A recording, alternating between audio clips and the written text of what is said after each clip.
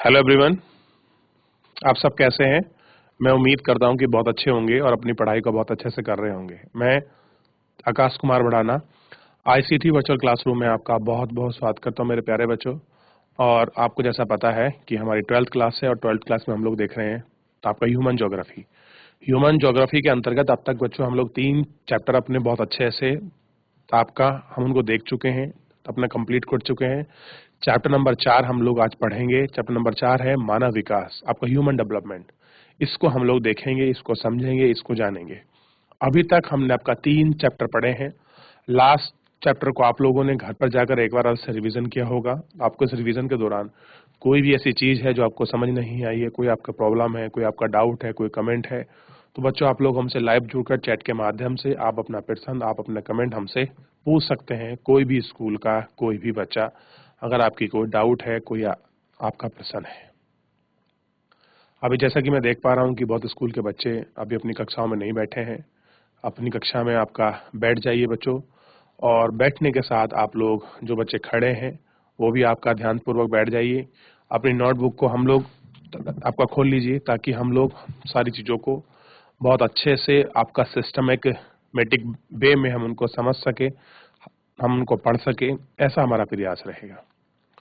तो अभी तक चैप्टर नंबर 3 जनसंख्या, अब आपका संगठन में अगर आपको कोई प्रॉब्लम आई हो, कोई चीज़ आपको समझ नहीं आई है, तो आप लोग बच्चों हमसे अपना प्रश्न, आप अपनी क्वेरी हमसे ले सकते हैं। कोई भी स्कूल का कोई भी बच्चा। देखिए बच्चों, उनको पढ़ने की आवश्यकता है कि क्या चीज़ें किस प्रकार से हैं। जैसे आप देखिएगा चैप्टर नंबर 4 आपके इस लेक्चर में है, इकाई यूनिट 2 है और चैप्टर का नाम है मानव विकास, ह्यूमन डेवलपमेंट। आपने इस चैप्टर को 11वीं क्लास में भी पढ़ा होगा और 11वीं क्लास के साथ आपने इस चैप्टर को जो है 9th क्लास में भी पढ़ा होगा, और आज फिर हमारे सामने है 12th क्लास में। आप इसको देख सकते हैं। देखिए किस प्रकार से हमारे लिए महत्वपूर्ण है, क्या चीजें हैं, थोड़ा इनको देखिए। देखिए, वृद्धि और विकास सब आपके लिए नए नहीं है। कह रहे कि जो वृद्धि है और जो विकास है, ये कह रहे हैं ये शब्द आपके लिए नए नहीं है। आपने चारों ओर देखें लगभग प्रत्येक वस्तु जिसे आप देख सकते हैं और बहुत सी जिन्हें आप नहीं देख सकते, बढ़ती और विकसित होती हैं। क्या होते हैं? बढ़ती हैं और क्या होते हैं आपका? विकसित होती हैं। ये वस्तुएं, पौधे, नगर, विचार, राष्ट्र, संबंध अथवा यहाँ तक कि आप स्वयं भी हो सकते हैं। और कह रहे हैं कि वस्तुएं हैं, विचार हैं, इन सब चीजों को आप देख सकते हैं, और कह रहे हैं आप ये स्वयं भी हो सकते हैं। इसका क्या अर्थ है और कह रहे हैं कि इसका क्या मीनिंग है, आप उस मीनिंग को, आप उस अर्थ को समझ सकते हैं बाखूबी और बहुत अच्छे से इसको देख सकते हैं बच्चों। ठीक है, जैसे पहला अर्थ समझिए, क्या वृद्धि और विकास एक ही अर्थ है? अब मुझे बताइए कि जो आपकी वृद्धि है या फिर जो आपका अर्थ है डेवलपमेंट का, क्या जो उनका मीनिंग है, क्या उनका सेम एक ही मीनिंग है या कुछ और उनके मतलब है या कुछ और उनके मायने हैं, उन्हें आपको समझना होगा। अब देखिए, क्या दोनों एक दूसरे के साथ चलते हैं? कह रहे जो विकास है और वृद्धि है, क्या दोनों एक दूसरे के साथ चलते हैं? इनको हम लोगों को देखना है। ठीक है, आगे देखिए। इस अध्याय में राष्ट्रों और समुदायों के संदर्भ में मानव विकास की अवधारणा की विवेचना करनी है। क्या करना है कि मानव विकास है, उस मानव विकास की अवधारणा की हम लोगों को विवेचना करनी है। उस विवेचना को हम लोगों को देखना है। सबसे पहले विवेचना को पढ़ेंगे और विवेचना को देखेंगे। क्या है? वृद्धि और विकास दोनों समय के संदर्भ में परिवर्तन को इंगित करते हैं। कह रहे जो आपका विकास है और जो आपकी वृद्धि है, ये दोनों ऐसे समय हैं, संदर्भित हैं, जो इनको संदर्भित करते हैं कि वृद्धि मात्रात्मक और मूल्य निरपेक्ष है। कह रहे जो वृद्धि होती है वो आपका मात्रात्मक और मूल्य निरपेक्ष है। इसका चिन्ह धनात्मक या ऋणात्मक हो सकता है, कि वृद्धि आपका निगेटिव भी हो सकती है और आपका पॉजिटिव में भी हो सकती है, और साथ ही में मूल्य निरपेक्ष मतलब जीरो, मतलब निरपेक्ष मतलब इसकी कोई वैल्यू ना हो, वो भी हो सकती है। इसका अर्थ है कि परिवर्तन ऋणात्मक यानी कि वृद्धि दर्शाता है। अगर कहीं आपका परिवर्तन ऋणात्मक है तो वहां आपको पॉजिटिव दिखाई देगा, और कहीं आपको दूसरा है तो वो आपको ऋणात्मक दिखाई देगा। विकास का अर्थ गुणात्मक परिवर्तन से है। खैर, जो विकास है उसका अर्थ किससे है? आपका गुणात्मक परिवर्तन से है। जो मूल्य सापेक्ष होता है, इसका अर्थ है कि विकास तब तक नहीं हो सकता जब तक वर्तमान दशाओं में वृद्धि ना हो। कह रहे कि जो विकास है वो आपका तब तक नहीं हो सकता है जब तक वर्तमान दशाओं में आपका वृद्धि ना हो। ठीक, तब तक। अब देखिए, विकास उस समय तब होता है जब सकारात्मक वृद्धि होती है। डेवलपमेंट बच्चों कब होता है? जब आपकी वृद्धि क्या हो? सकारात्मक हो। उस समय क्या होता है बच्चों? आपका वृद्धि होता है। ये चीजें होती हैं, ये आपको दिखाई देगा। ठीक है, क्या हो? आपका वृद्धि हो। ठीक, यदि सकारात्मक वृद्धि से सदैव विकास नहीं होता। विकास को उस समय होता है जब गुणवत्ता में सकारात्मक परिवर्तन होता है। ऐसा नहीं कि सदैव आप लोग विकास ही कर रहे हैं तो उस विकास से ही आपका हमेशा भला होगा, या आप हमेशा उसको डेवलप करके देख सकते हैं, या तभी वो आपका डेवलप होगा। ये सब चीजें तभी नहीं होती। ठीक है, ये आपको देखना है। अब देखिए, सबसे पहले समझिए, थोड़ा सा हम इसको देख लेते हैं एक बार अच्छे से।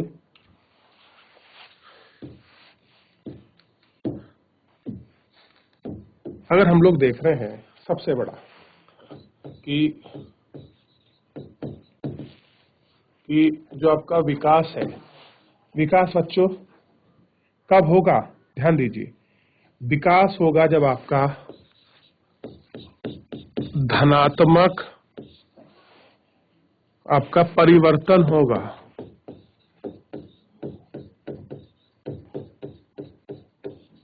क्या होगा? धनात्मक परिवर्तन होगा तो ही तो विकास होगा।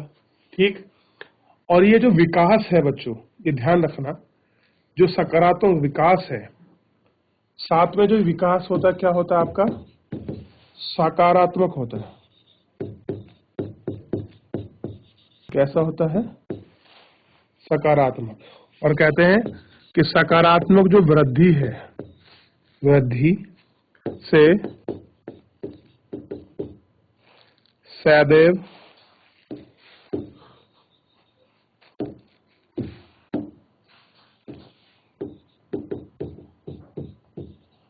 क्या है? सदैव विकास नहीं होता है। क्या होता है? नहीं होता है। ठीक है, ये भी हमको देखना है कि सदैव क्या नहीं होता, आपका विकास नहीं हो सकता। ठीक, इसमें आपको ये भी देखना है। अब आप इनको समझिए, और दूसरा देखते हैं जो आपका इसमें आप देख रहे हैं जो ऋणात्मक है। ऋणात्मक विकास को समझिए। जो ऋणात्मक विकास होगा, यह आपको जो है, आप समझिए, ये जो आपकी वृद्धि है, उस वृद्धि को इंगित नहीं करता। क्या है? इंगित नहीं करता है। क्या नहीं करता? उसको इंगित नहीं करता। अब देखिए, जैसे हम देख रहे हैं, अब हमको ये पता होना चाहिए जो हमारी वृद्धि है, क्या है बच्चों? जो हमारी वृद्धि है वो वृद्धि क्या है? ध्यान दें आप, सकारात्मक है। सकारात्मक मतलब धनात्मक है, या क्या है आपका? ऋणात्मक है। यह देखना होगा। ठीक, तभी पता लगेगा इस वृद्धि से कि जो विकास है वो कैसा हो रहा है, ये हमको पता चल जाएगा जो विकास है वो कैसा हो रहा है। क्लियर है? ये आप लोगों को ध्यान देना है और आप लोगों को इसी में ये सारी चीजें समझनी है। अब देखिए थोड़ा एग्जाम्पल देखते हैं इसमें, उसको समझते हैं क्या चीज है। किसी निश्चित समय अवधि में यदि किसी नगर की जनसंख्या 1 लाख से 2 लाख हो जाती है तो हम कह सकते हैं कि क्या हुआ है, नगर में वृद्धि हुई है। फिर भी यदि आवास जैसी सुविधाएं, मूलभूत सेवाओं की व्यवस्था तथा अन्य विशेषताएं पहले जैसी रहती हैं तो इसे वृद्धि के साथ विकास नहीं जुड़ा होता। क्या नहीं होता? विकास नहीं जुड़ा होता। अगर आप ये मानते हैं, क्या करते हैं, अगर आप यह मानते हैं कि वृद्धि के साथ, क्या कह रहे हैं, वृद्धि के साथ विकास जुड़ा हुआ है तो ऐसा नहीं है, ऐसा नहीं है,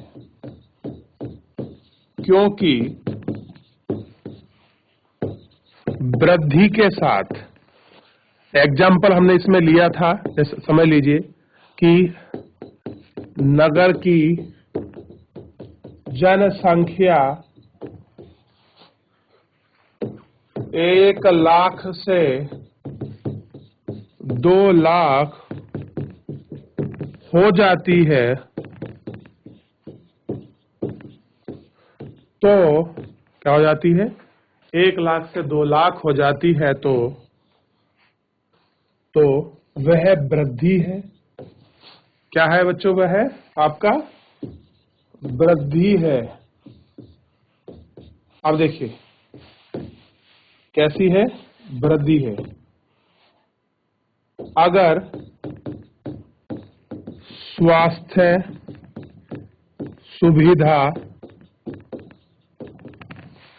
सुविधा तथा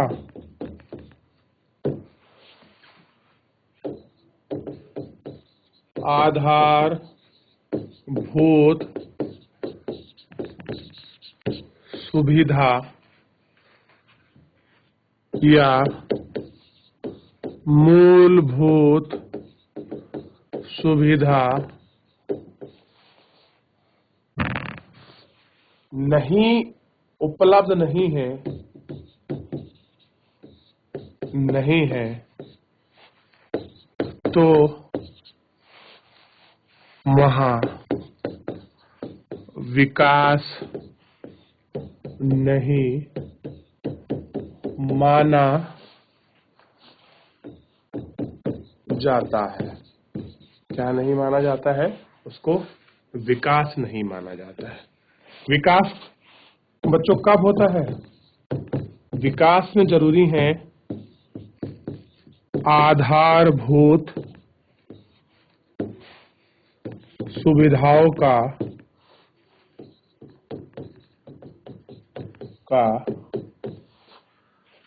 जनसंख्या के हिसाब से, जनसंख्या और वृद्धि के हिसाब से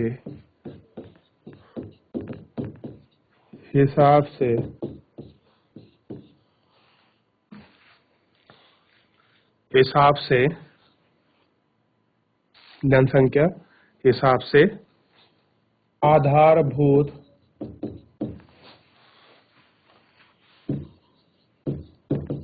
सुविधा।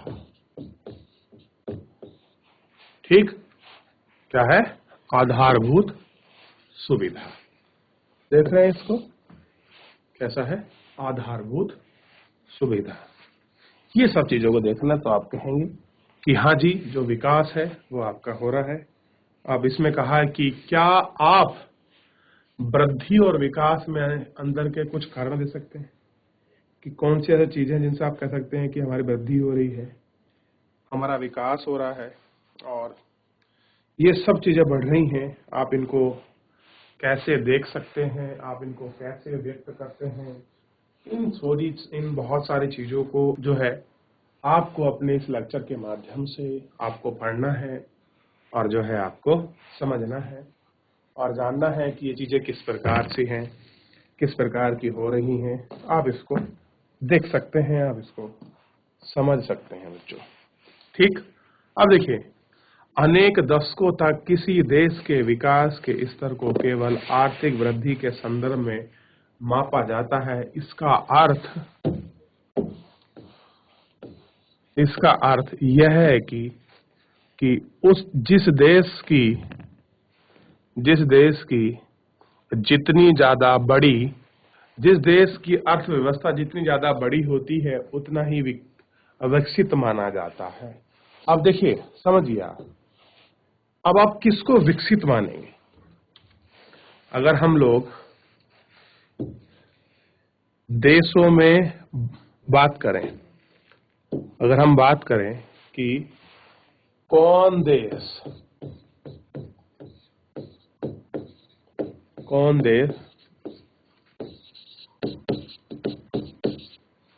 विकसित है, ये हमको कैसे पता लगेगा कि कौन देश विकसित है? इसके लिए हम क्या करते हैं कि हम जो विकसित जो आपका देशों को हम जो है क्या मानते हैं कि कौन देश विकसित है, तो हम क्या करते हैं, विकसित देशों के लिए या विकसित आपका देशों का अध्ययन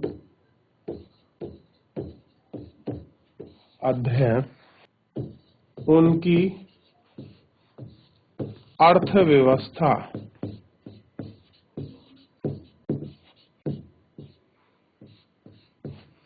के आधार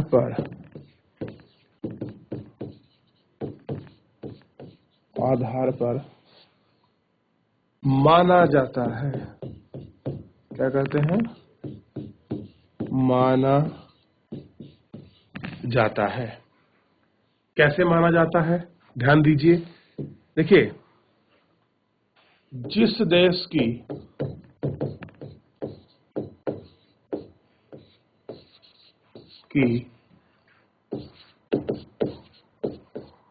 अर्थव्यवस्था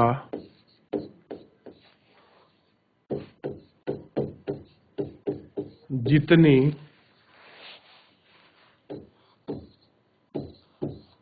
बड़ी होती है, क्या होती है? बड़ी होती है, उसे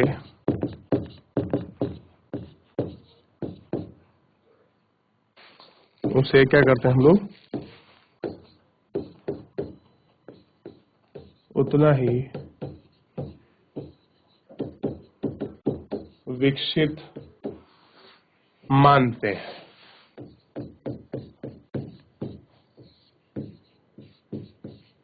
कैसे मानते हैं? जिस देश की अर्थव्यवस्था जितनी विकसित होती है उसको हम लोग क्या मानते हैं? उतना ही आपका जो है विकसित मानते हैं। ठीक है, ध्यान देना है। हम क्या बोलते हैं? वह उतना ही आपका विकसित है। ठीक, यही आधार है। और देखिए, हम उनको बाप का अल्प विकसित क्या मानते हैं? अब देखिए, सबसे पहले समझ लीजिए, जो ऐसे देश हैं, अब देखिए, जिन देशों की अर्थव्यवस्था अच्छी है उनको हम क्या मानते हैं? विकसित मानते हैं, या कहेंगे अल्प विकसित मानते हैं।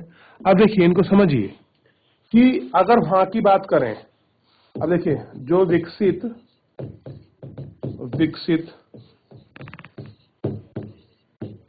देशों में आधारभूत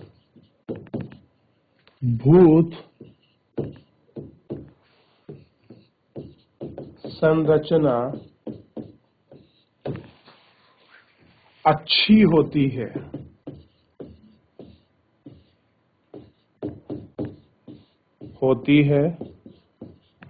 तथा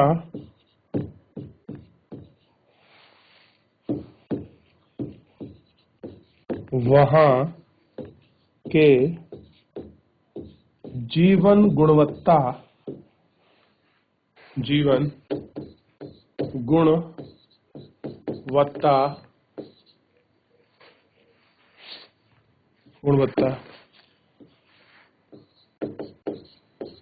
अच्छी होती है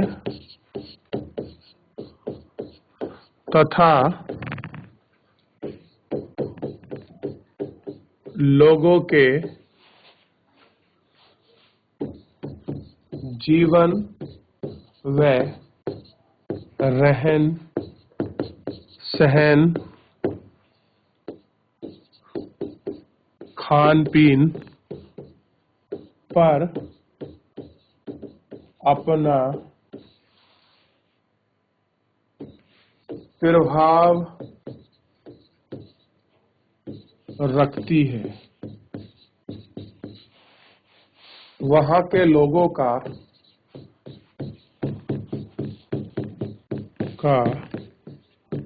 जीवन आनंद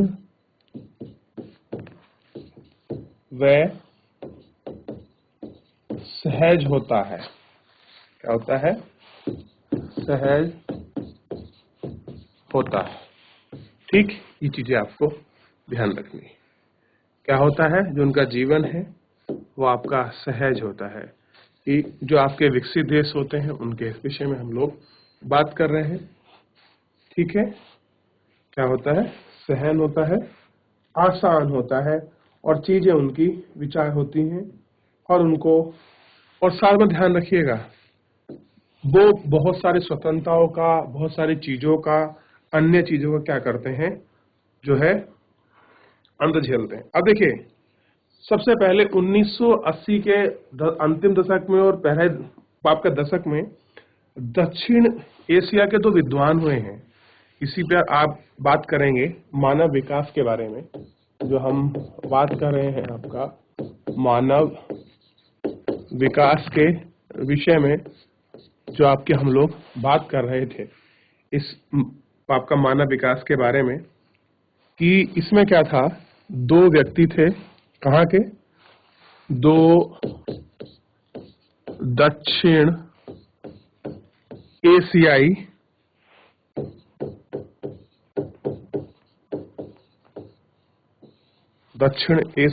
अर्थशास्त्री,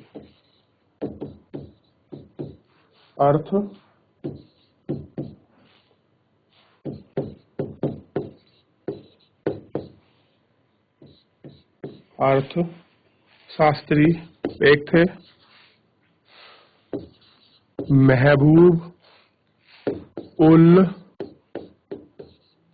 हक, और दूसरे कौन थे बच्चों?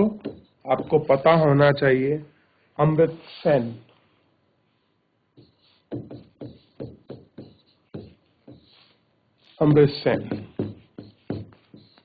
इन मानव विकास के बारे में इन दोनों व्यक्ति ने क्या किया है, ह्यूमन डेवलपमेंट इंडेक्स यानी कि मानव विकास सूचकांक की सबसे पहले उन्होंने बात करी कि आप किसको मानव विकास कहेंगे और मानव विकास है क्या और मानव के लिए क्यों जरूरी है।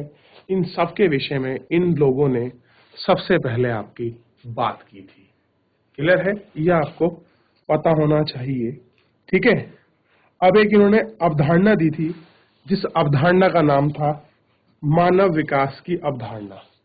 क्या नाम दिया एक अवधारणा का इन्होंने? देखिए, एक इनकी क्या थी? अवधारणा थी। अवधारणा, इसका नाम क्या था? मानव विकास की अवधारणा। ठीक, का प्रतिपादन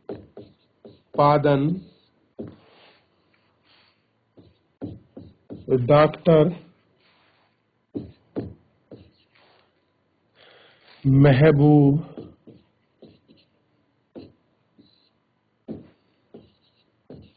उल हक ने किया था। यानी जो मानव विकास की अवधारणा थी उसका प्रतिपादन किसने किया था? डॉक्टर महबूब उल हक। आपको ये पाकिस्तान के अर्थशास्त्री थे।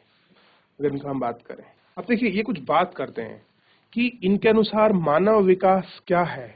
तो ये कहते हैं मानव विकास की अवधारणा को देख ही लेते हैं। देखिए ये क्या बोलते हैं, ये कह रहे हैं, देखिए क्या हक ने मानव विकास का वर्णन ऐसा विकास के रूप में किया है कि विकल्पों में वृद्धि करता है। कैसे क्या कि आदमी के पास ऑप्शंस होने चाहिए उसको अपने डेवलपमेंट करने के लिए, अपना ग्रोथ करने के लिए, और उसके जीवन में सुधार लाता है। इस अवधारणा में सभी प्रकार के विकास का केंद्र बिंदु मनुष्य है। कह रहे हैं कि जितने भी सभी प्रकार के विकास हैं उन विकास का केंद्र बिंदु क्या है? आपका मनुष्य है।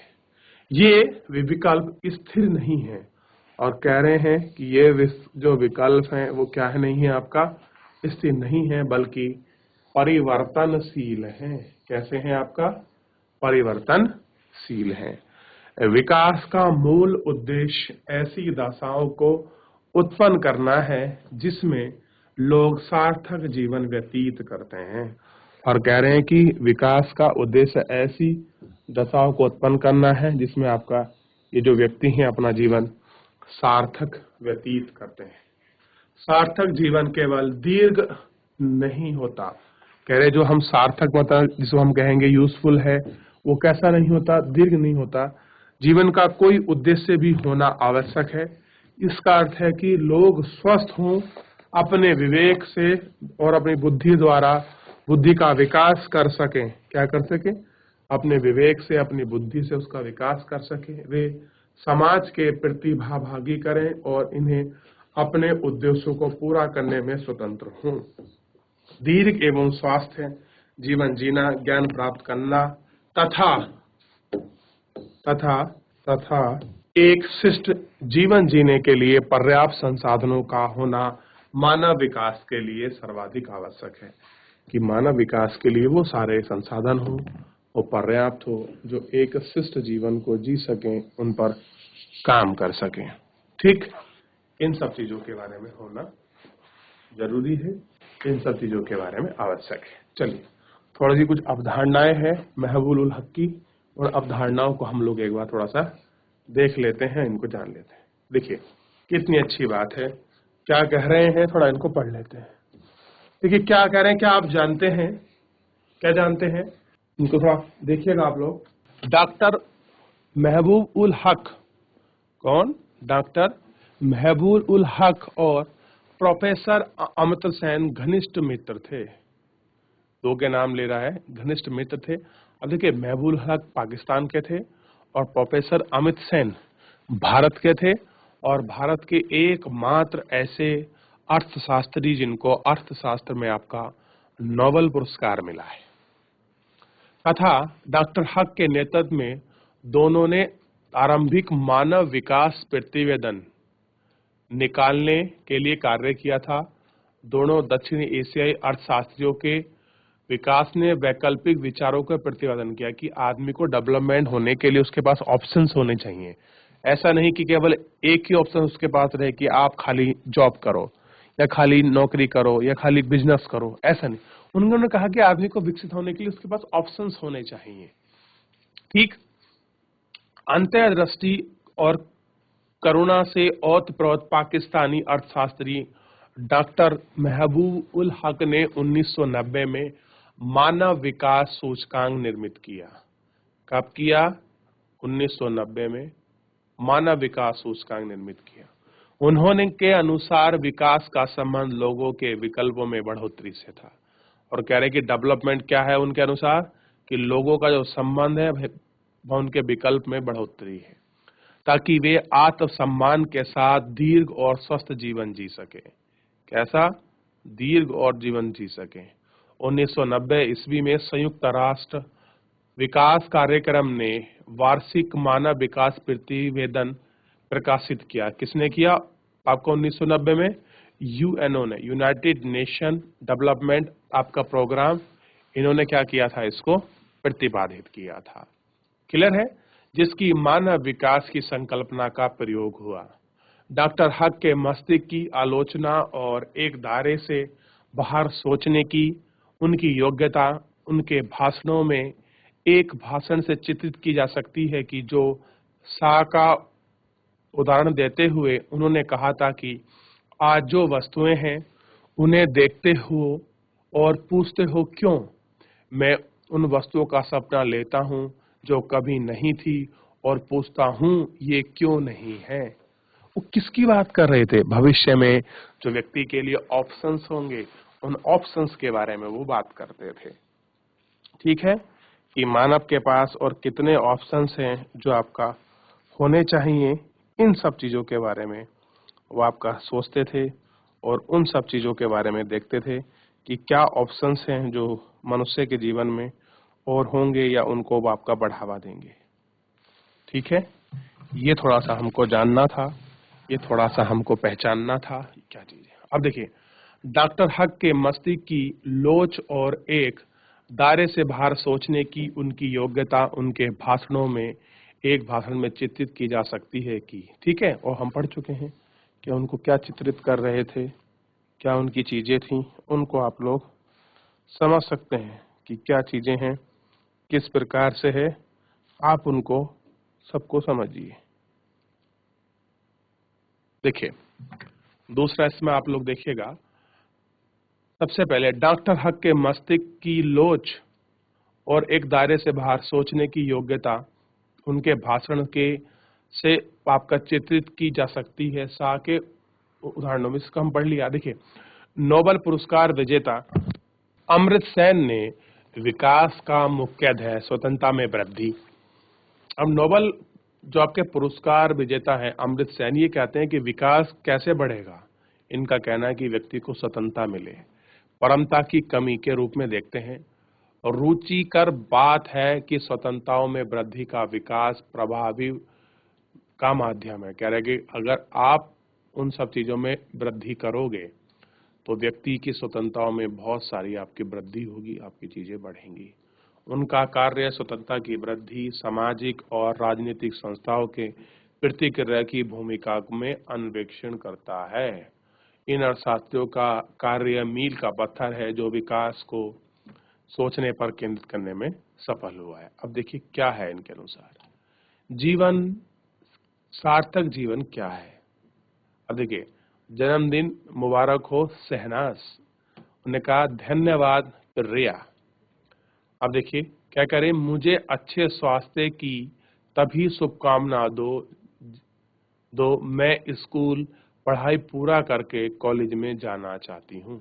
क्या कह रही है, आप मेरे को ऐसी शुभकामनाएं दो कि आप क्या करें कि मैं अपनी स्कूल को पूरा करके कहाँ जा सकूं, कॉलेज में। मैं कुछ करने लायक बनना चाहती हूँ। अच्छा, तब तुम एक सामर्थ्य जीवन जीना चाहती हो, यानी कि अपने लायक बनना चाहती हूँ, कुछ करना चाहती हूँ, तो लाइफ कैसी हो जाएगी, एक सार्थक जीवन जीना चाहती हूँ। बेटी बचाओ बेटी पढ़ाओ हमारी सरकार का, हमारा आप सबका एक संकल्प है, एक प्रयास है बेटियों को पढ़ाने की दिशा में, बेटियों का लिंगानुपात बढ़ाने की दिशा में, जो हर तरफ ये सरकार का हमारा अपना एक विकास है और हमारा एक अपना प्रयास है। क्लियर है? तो बेटी बचाओ और बेटी पढ़ाओ, लिंग अनुपात में गिरावट के मुद्दे को संबोधित करना। बच्चों ध्यान दीजिए, ये साइन है, ये आपने बहुत बार आपने देखा होगा, बड़े बड़े न्यूज चैनल्स पर, बड़े बड़े डिबेट पर, अखबारों में, पत्रों में, समाचारों में, सोशल मीडियाओं पर, सरकार के भाषण, अभिलेख, प्रकाशन, डाक टिकट इत्यादियों पर। तो ये क्या है, ये बाल लिंगानुपात के मुद्दे को संबोधित करता हुआ कि भारत सरकार ने बेटी बचाओ बेटी पढ़ाओ कार्यक्रम की शुरुआत किया। अपने साथियों के साथ आपके चर्चा करके कैसे लड़कियों को और आर्थिक जीवन सार्थक कर ले जाएं, इसके बारे में बताया है। ठीक, तो आप लोगों को भी बताना है। अब देखिए, इनमें से कौन सा जीवन सार्थक है, आप इसको जज करेंगे। अब से 1 वर्ष बाद आप अपने को कहाँ देखेंगे, मृत या कारावास में, ये बता रहा है। और कह रही है, मैं आशा करती हूं कि मैं कैंसर रोगों से मुक्त एक सस्ता और अधिक प्रभावशाली इलाज ढूंढ पाऊंगी। एक व्यक्ति है जो ये कह रहा है कि मैं 1 वर्ष बाद ऐसा कर दूंगी कि मैं जो आपके कैंसर पीड़ित लोग हैं, मैं उनको प्रभावशाली बना पाऊंगी कि वो लोग ऐसा ना करें कि जिससे कि क्या हो, जो लोग मर रहे हैं आपके कैंसर में, मैं उनको बचा पाऊं। ठीक। और एक व्यक्ति कह रहा है, अब मैं कहाँ होऊंगा, या तो मर जाऊंगा या जेल में होऊंगा। तो बताइए, इनमें सार्थक जीवन किसका है? सार्थक जीवन उसका है जो लोगों की भलाई के लिए काम करने की सोच रहा है, विकास के लिए सोच रहा है, लोगों की हेल्प करने की सोच रहा है, या जो व्यक्ति मरने की सोच रहा है, उसका जीवन सार्थक है बच्चों। तो बच्चों, आज इस लेक्चर के माध्यम से आप लोगों ने पढ़ा कि आपका मानव विकास के क्या मायने हैं, आप किन देश को विकसित समझेंगे, किन को अविकसित समझेंगे, विकास की परिभाषा क्या है और हम उनको कैसे देखते हैं। हमारे अर्थशास्त्री डॉक्टर उल महबूब हल्क उसको कैसे देख रहे हैं, अमित सेन ने किस प्रकार से आपका मानव विकास की अवधारणा को आपका प्रतिपादित किया है। इन सब विषयों पर हम लोग आपका चर्चा कर रहे थे। मैं उम्मीद करूंगा कि मेरे प्यारे बच्चे आज इस लेक्चर को जाकर घर पर एक बार रिवीजन करेंगे। कोई किसी प्रकार का डाउट है, किसी पर कोई कमेंट है, कोई चीज आपको समझ नहीं आती है, तो कल लाइव जुड़कर चैट के माध्यम से आप अपना प्रश्न, अपनी क्वेरी हमसे ले सकते हैं। तो तब तक के लिए अपना ध्यान रखिए, स्वस्थ रहिए, अपनी पढ़ाई को बहुत अच्छे से करते रहिए। मुझसे जुड़ने के लिए आपका बहुत बहुत धन्यवाद मेरे प्यारे बच्चों।